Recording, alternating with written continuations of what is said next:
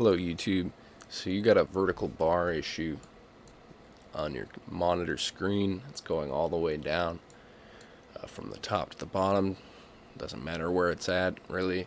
This is caused most of the time by a ribbon cable issue.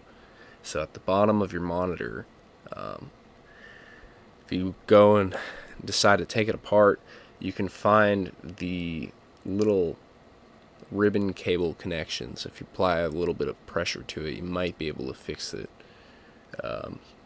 just by applying some pressure. And then if you find where the line is, put a piece of tape there. But more often than not, newbies and stuff, a lot of newer monitors, they're kind of hard to take apart, and it's kind of a pain in the ass. And more often than not, you're better off just buying a new monitor. You could send it in if it's under warranty, but if it's not, a lot of the times it's cheaper to just buy a new one. I know it's not what you wanted to hear.